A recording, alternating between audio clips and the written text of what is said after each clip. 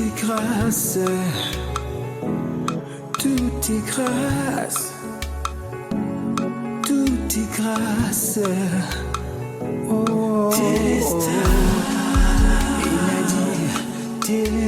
Psaume 91, les versets 5, 6 et 7. Tu ne craindras ni les terreurs de la nuit, ni la flèche qui vole de jour, ni la peste qui marche dans les ténèbres, ni la contagion qui frappe en plein midi. Que 1000 tombent à ton côté et 10 000 à ta droite, et tu ne seras pas atteint. Bonjour à tous les frères et sœurs, bonjour à tous les fidèles auditeurs de Tetelestar. Je suis encore très honoré ce matin de pouvoir partager la parole de Dieu avec vous. Moi, je suis le pasteur Paris Tala.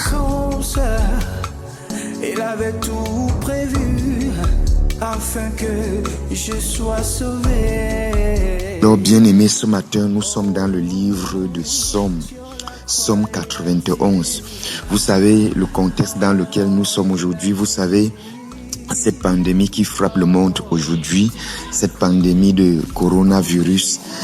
Tout le monde est impliqué, tout le monde de près ou de loin est affecté par cette contagion, par cette maladie.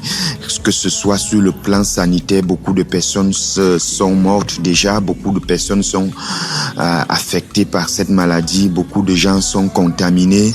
Sur le plan économique, nous voyons déjà une paralysie dans toutes les économies du monde entier, de tous les pays. Nous voyons, bien aimés, tous les secteurs d'activité directement ou indirectement sont affectés par cette pandémie de coronavirus. Et c'est dans ce contexte que nous sommes en train de méditer aujourd'hui dans le livre des Psaumes.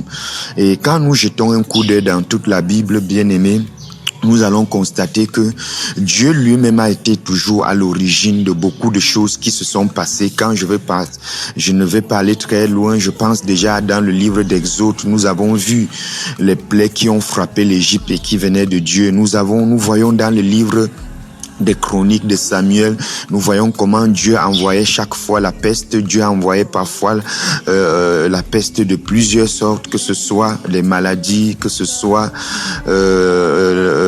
pour frapper les récoltes, que ce soit pour frapper l'économie. Nous voyons comment nous voyons les serpents brûlants que Dieu envoyait dans le désert pour tuer les enfants d'Israël. Bien aimé, nous voyons aussi comment David avait péché. Dieu lui a demandé, est-ce que tu choisis parmi les fléaux que je vais envoyer? Il y avait la peste.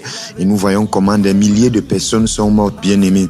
Donc, aujourd'hui encore, nous sommes frappés par une peste appelée coronavirus. Alors, qui est à l'origine? Il y a beaucoup de débats aujourd'hui parmi les enfants de Dieu, parmi les serviteurs de Dieu.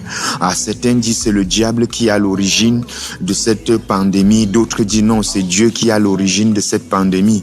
Bon, le problème n'est pas de savoir qui est à l'origine ou qui n'est pas à l'origine. Le problème est de savoir qu'est-ce que nous pouvons apprendre dans ces choses. Qu'est-ce que nous pouvons gagner?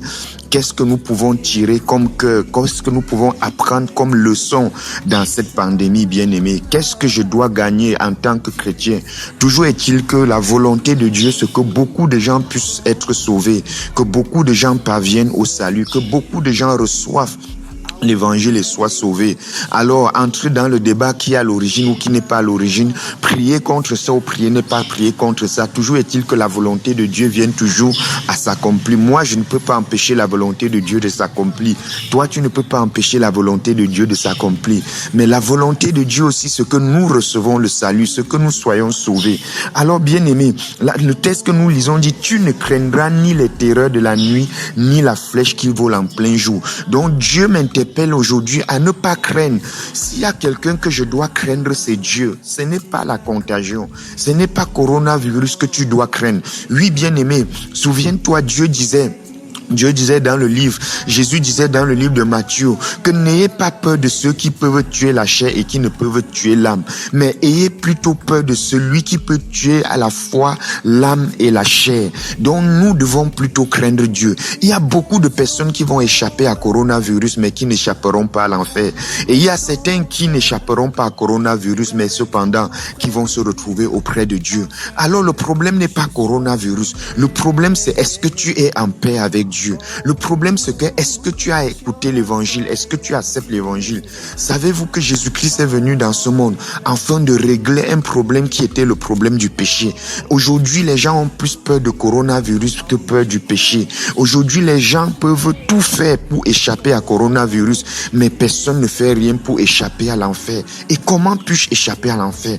En croyant à l'évangile. En croyant, Dieu t'adresse un message aujourd'hui. Dieu est en train de te parler. Comment es-tu? As-tu reçu le salut? Es-tu sauvé? Bien-aimé, il dit, tu ne craindras ni la terreur de la nuit, ni la flèche qui vole de jour. Oui, ni la peste qui marche dans les ténèbres. Tu ne dois pas craindre coronavirus. Tu ne dois pas craindre cette peste. S'il y a quelqu'un que tu dois craindre, c'est Dieu. S'il y a quelqu'un que tu dois interroger dans cette situation, c'est Dieu. Qu'est-ce que Dieu veut me dire?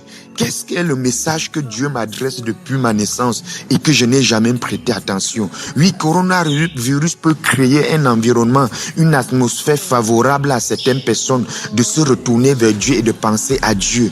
Qui m'a créé véritablement? Et qu'est-ce que cette personne qui m'a créé pense de moi?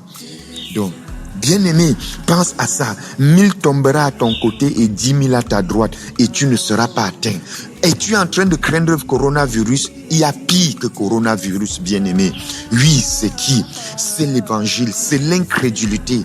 L'incrédulité au message de Jésus-Christ. L'incrédulité à l'œuvre accomplie à la croix est plus dangereuse que coronavirus, chers frères et sœurs.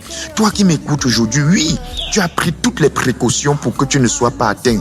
As-tu aussi pris toutes les précautions pour ne pas te retrouver en enfer?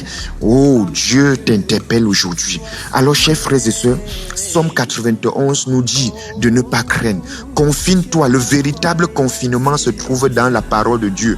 Oui, tu peux t'enfermer dans ta chambre et ne jamais sortir, mais cependant, tu sois atteint du coronavirus. Mais quand tu es confiné dans la promesse de Dieu, dans la parole de Dieu, tu ne seras jamais atteint, que ce soit de coronavirus ou tu ne seras jamais atteint du virus de l'incrédulité qui conduit inéluctablement en enfer.